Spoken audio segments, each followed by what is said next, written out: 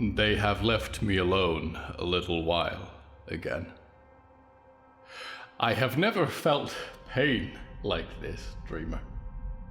Not physically, at least. I have never subjected myself to such treatment. I have been a watchdog at a quiet gate. I have been locked away while the one I loved was murdered. And I have languished in little spaces, watching the dread universe carry on about its business. When have I risked anything? Said a few choice words about the industry on my broadcasts. No, I crawl with my tail between my legs and I beg for their forgiveness. If I am to be anything, do anything, it will not be without pain. And what I must do will be the hardest thing I have ever done. I told you once that I hope you can forgive me. We will see if I can forgive myself.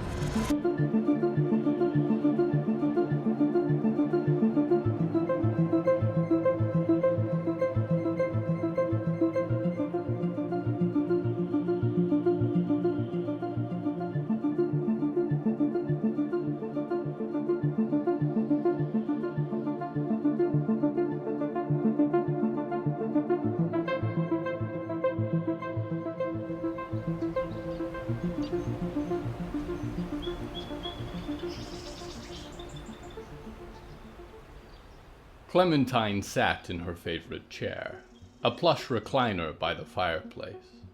She sat in silence, which was unusual for her. She could not remember being quite so still. She barely breathed. The thing that pretended to be her heart beat only sluggishly. After all, it was in no hurry to keep her alive. Her leg was frayed, her arm mangled, and there was nothing to be done. Her false blood soaked her bandages hourly, and there was nothing to be done. The strange and half-finished organs nestled in her gut were transitioning from living meat to dead meat, and there was nothing to be done. Except, of course, to solve the case. And in the meantime, to watch Shelby sleep. Shelby was huddled up on the sofa, sleeping soundly, with Cannibal curled up by her feet. Clem thought of Shelby as stronger than her most of the time, and so it was unusual to see her in such a state of quiet vulnerability. Special, even. Clinging to the pillow, slick hair tousled, the sounds of rushing wind and ringing civilization floating past the window outside. It might have made her want to cry, to think that the moments of savoring this tranquility were numbered, that there were fewer left each passing second. But the truth was, that had always been the case. How long had she known? She glanced across the crimson web of thread that spelled out her notes and thoughts across the wall. How long had she known? Maybe always. That one day she would break. That she'd take up a case and it would be her last one. That she had been built for a single use and she was long past her expiry date. All of this life she had built out of spite, acting as though she had a lifetime left when death was standing over her, felt like a defiance. I can't see you, death. You don't matter. I have forever. We should have traded, she said to herself, folding her ruined arm and her mildly less ruined one. I should have gone. You should have stayed. That was all we needed to do. Somehow we got it backwards. It was a few more moments before Shelby began to stir uneasily in her sleep, and the twitching of her feet woke Cannibal, who hopped down, shook herself off, and came over to greet Clementine's foot instead. What are you gonna do, huh? Clem said, stooping down to pet the dog, scratch behind its spotted ears and neck. You gonna eat me when I'm gone? Huh? Use me for jerky strips? Bet I'm chewy. Clem, Shelby muttered, regarding her with one eye from where she lay face first in the sofa pillows. Hey, babe, Clem said, and rose from her chair, went over to sit in the middle of the sofa. Shelby wrapped around her back, head tucked against her thigh. is everything okay? Shelby muttered. Are you good? Yeah, Clem said, reaching down to put her hand on the side of Shelby's head, tugged a long strand of hair free of her eyelashes. All good. Shelby put her head against Clem and closed her eyes. Are you going to die? Shelby said, half asleep. Someday, yeah. Doing something stupid, probably, said Clem and patted her gently. But not today. Go back to sleep. Shelby shook her head. Shouldn't be sleeping, She murmured. Shank's on the loose. Clem blinked. Shank is what? I should have killed him, Shelby said, grabbing Clementine a little tighter. but I didn't. Do you think he's the one behind everything? Clem said. I'm not sure what to think, said Shelby. When was this? Not sure. Shelby said. What time is it? Yesterday afternoon, I guess. Okay, said Clem and closed her eyes. We'll find him. We'll put it all together. And we'll make this our greatest case yet, okay? We should get up now. Shelby muttered. Work to do.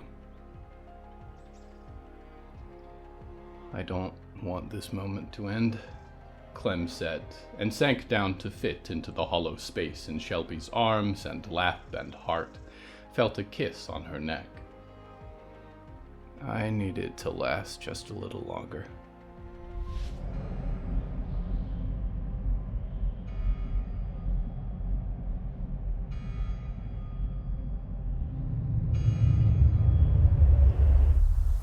Valerie Maidstone stepped out of the vehicle dockyard in the lower trunk and was hit immediately with a wave of mayoral responsibility.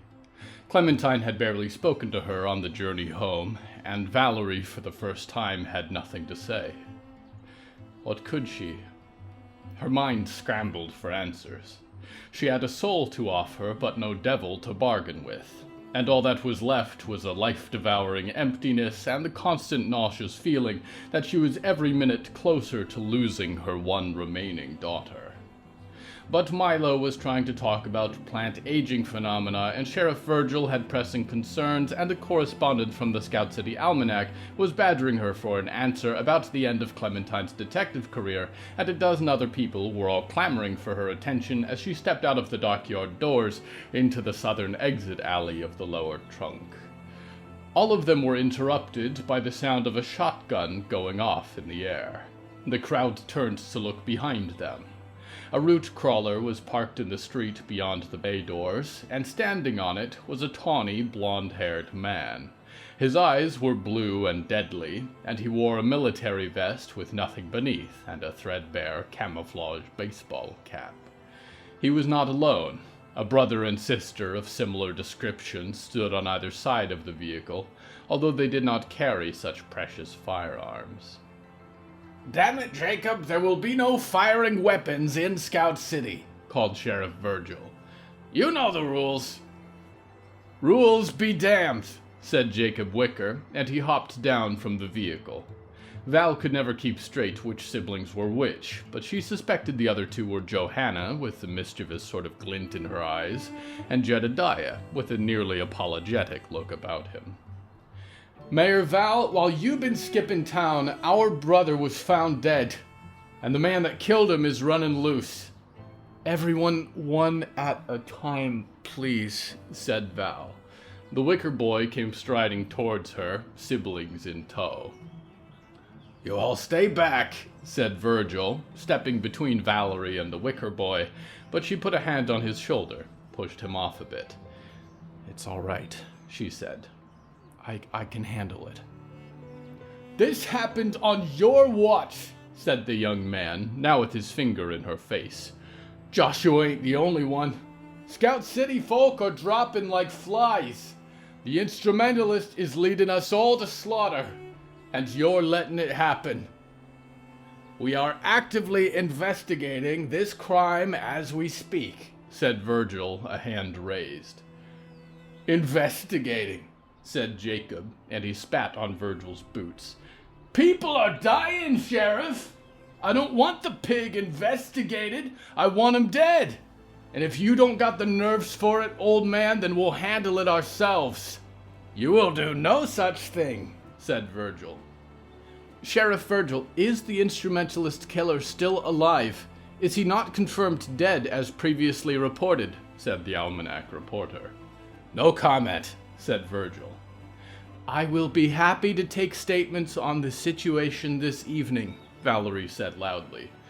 "Until then, please, a little space." She leaned in towards Virgil. "Virgil, what the hell is going on? I told you not to move on the log fall. Did you kill someone?"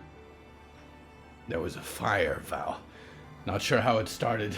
My boys swear it wasn't them. But we recovered a body. The pig guy Clem was talking about." "So it's over," said Val. "Not quite," said Virgil. "The body appears to have been stolen or walked off from Vincent's funeral parlor last night. No one's seen Vincent either. My deputies are scattered around town working on this right now. Let's get you home for a start." It was at that point that a sound began. A chorus of bells that extended up the inside trunk of Scout City, ringing in the high boughs all the way down to the deep neighborhoods below. It was the emergency alarm, and there were voices now, too, people pushing in the larger street beyond the entry dock, screaming about a murder. Remember, when you escape, don't stop running. Not when it seems like a safe distance away. Last thing you want is to be catching your breath when they catch up. You're never in the clear. Valerie stood in the center of the park. It was one of the larger hollows in the lower trunk, a division that extended away from the primary ascending street.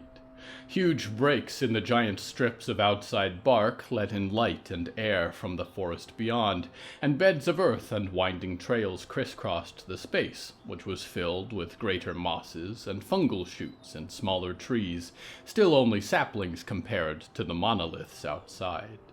It was their branches that had obscured, apparently, what was suspended in a back corner of the park for all of the morning, until it had begun to drip. Until someone had looked up through the canopy of leaves, past the beams of light shining in, to the dark ceiling of the hollow. Valerie had seen horrifying things. Countless tortured visions while in a permanent state of nightmare at the Botulus Corporation. All of the bodies of her best friends sewn and stitched into one walking, talking amalgamation. And even Lady Ethel's new and terrible domain at Vox Polaris. And yet, out of all the things she had beheld, none of them had made her quite so dizzyingly sick to her stomach. There were 4 bodies, more or less. It was hard to tell precisely. They were suspended with lengths of a rusty cable, similar to that which had been used to lift the late Mr. Greenstreet. They were not complete. Some were missing feet, an arm here, a head there. And these parts had been used as accessories. A foot and leg were held like a trumpet. Hands protruded like tiny wings from one corpse's back. A circle of fingers formed a halo over a defaced head. They were 4 angels, cradling mock instruments, clothes drifting in tatters like the robes of cherubs, and they heralded a single object that hung in the center of their arrangement. It was large, wooden, circular. It was an old political sign from her last campaign for re-election. But her slogans and messages had been scratched out, and where her face was painted across the middle, a word had been painted in jagged red letters across her eyes. Repent. Mayor Val, said Virgil, following up behind her. In the back, his deputies Heather and Oswin were clearing the scene, drawing lines of yellow rope around the corner of the park, trying to keep the curious crowds back from the spectacle. Virgil looked around warily. I don't think you're safe here. I'm worried you may be a target. So what? Said Val, looking back to the crowd. Are we sure it's the man who was living in the northern log fall who did this? He seemed awful dead yesterday, said Virgil. But I'm not sure, Val. I'm just not sure. Mr. Greenstreet, Abe, the Wicker Boy. It's growing more elaborate. Whoever it is was here last night, and I doubt they've gone far. Valerie looked back to the crowd, wondered if any of the 50 Scout City residents pushing for a better look was there to kill her. She did not see him, but the face of a pig-headed man was in every corner of her vision. You can't protect us, called Jacob, held back by the brawnier deputy. You can't stop him. You're going to let us all die, unless we handle this ourselves. And mark my words, we will. Don't do anything rash, Val, Virgil said, but she turned to address the crowd. Who did this? Valerie called out to the crowd. For a moment, quiet fell on them all, reporters and botanists and panicked residents alike, even Heather's skeptical glance and Oswin's veil. I know it was one of you, Val said. Someone in our own community. This cannot continue. I am declaring a state of emergency for Scout City. Please return to your homes. Look out for each other. Do not leave anyone alone. There is a deadly threat in our midst. We are mustering our deputies. We are mustering our scouts. Scout City will have its answers today.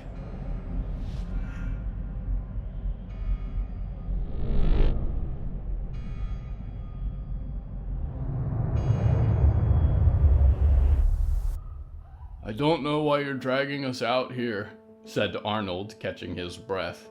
It seemed a condition of his regeneration that he could not breathe very well, either above or below the water. Call it a hunch, said Russell, a few strides ahead of him, shovel over his shoulder. You sure it's even the right place? Arnold said, pulling himself up again and scampering after Russell before he got too far away. Walter Pensive kept pretty precise notes, Russell said. Have a little faith. No room for faith. Too full of anxious and bad lunch, Arnold said, and he caught up to Russell, kept pace beside him. Hey, Russell, do you think Harrow will ever come back? 'Cause he would be pretty useful right now. I hope so, said Russell. I liked him. To be honest, I just don't know how long it takes to track down a missing library. I thought it would take days, maybe, Arnold said, and followed Russell up a hill. Not years. The earth beneath them had changed from the titanic roots of great pines to a darker network of thin roots that sloped upwards through the bases of the trees. Arnold muttered curses to propel himself up the hill, and came to stop beside Russell at the top. Beyond the hill, there was a valley, where gigantic black roots formed a barren crater in the forest over 100 feet wide. Roots trailed in from the surrounding larger trees, but no trees grew in the circle itself, which was home only to small shrubs and hands of large frilled red fungi. The roots that formed the floor of the basin were gnarled like skeleton fingers. Let me guess, this creepy place is the spot? Said Arnold. You betcha, said Russell, putting away his book and papers. Look, I think you can still see a bit of his old house. Come on. Russell descended, sliding down a long route into the valley, and Arnold gulped and followed. It was not as treacherous as a log fall. Where a log fall was a precarious stack of rotting wood waiting to collapse beneath your feet, this was a great expanse of woven roots that formed a canopy across the forest floor like a funeral seal. The later notes are from Riot, said Russell, consulting his book again. The old house would have stood here. Where Russell gestured, there were the remains of a structure. Support beams that still jutted from the ground, fragments of rubble, a few stone steps leading into a cellar filled with debris, all of it charred and blackened with a fire long past. And then we're looking about 30 paces from the back of the house towards the wall, Russell said, pacing along, boots moving from one tangle of roots to the next. Arnold was careful to keep his footing too, and eventually came to stand over a pit. That's convenient, said Arnold. The hole's already done. Roots had been broken. The earth opened, and a shaft 6 feet deep carved down.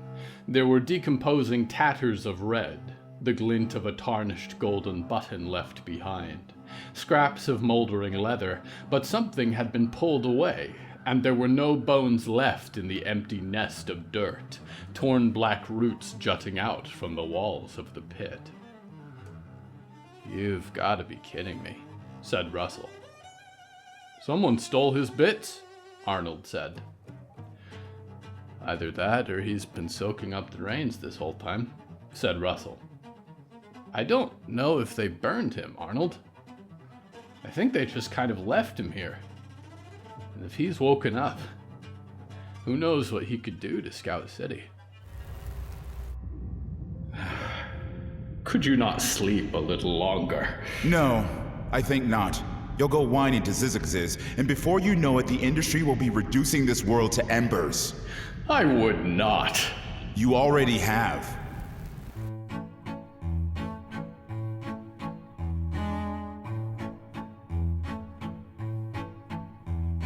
The voice of Clementine Maidstone is Libby Wellman. They can be found at its.raining.sunlight on Instagram. The voice of Meryl Marr Reborn and Reborn is Evan Michael Lee. He can be found on social media at Evan Michael Lee. Hello from the Hallowoods is written and produced by William A. Wellman. Hello, that's me. If you enjoyed this show, please don't forget to follow it and share it with a friend. The bonus story that goes with this episode is called File 2, The Instrumentalist, and is available on the show's Patreon at patreon.com/Hallowoods. Because we operate without ads or sponsors, our supporters are all that keeps the show going. Plus, supporters get weekly bonus stories, access to our weekly Q&A live stream, behind-the-scenes content, exclusive merch, and even more. Merchandise and episode transcripts are available at hellofromthehallowoods.com. You can even find us on social media at @thehallowoods. Music is used under license from artlist.io. Until next time, dreamers, please be considerate and do not attempt to hold the hand of the thing reaching up from beneath your bed. You may frighten it and distract it from its job, and it has many more clients to scare to get to in a night. In the 23rd century, humankind's colonies in the stars are crumbling. When a mysterious murder catches the attention of journalist Emmeline, she embarks on an undercover mission to join the Church of Unitology, an organization that controls so much more of the lives of their initiates than you would ever expect, preparing them for a cosmic convergence. As she explores the increasingly disturbing world of the Church and the alien artifacts that inspired it, she's torn between trying to maintain her own identity and going deeper in pursuit of her sister, who joined the Church years ago and has been missing ever since. Dead Space Deep Cover is a podcast set in the same universe of unnerving sci-fi horror as the Dead Space games, and it's written by Ben Counter of the Out of Place podcast and produced by the magnificent Pacific Obadiah of the SCP Archives and Daisy McNamara, the creative powerhouse behind Ealer's Choice. The show features top-notch voice acting and excellent sound design, with montages of news, recordings, and artifacts from the soundscape of life in this uneasy space colony, funny that pulls you into the world of the story even if you know nothing about the Dead Space franchise. I found the real horror in this story comes not from the undead space monsters, but from the vivid portrait of how easy it is to get taken in by a cult with catastrophic intentions. I highly recommend tuning into this plunge into the Dead Space universe. New episodes of Dead Space Deep Cover are releasing bi-weekly wherever you listen to podcasts.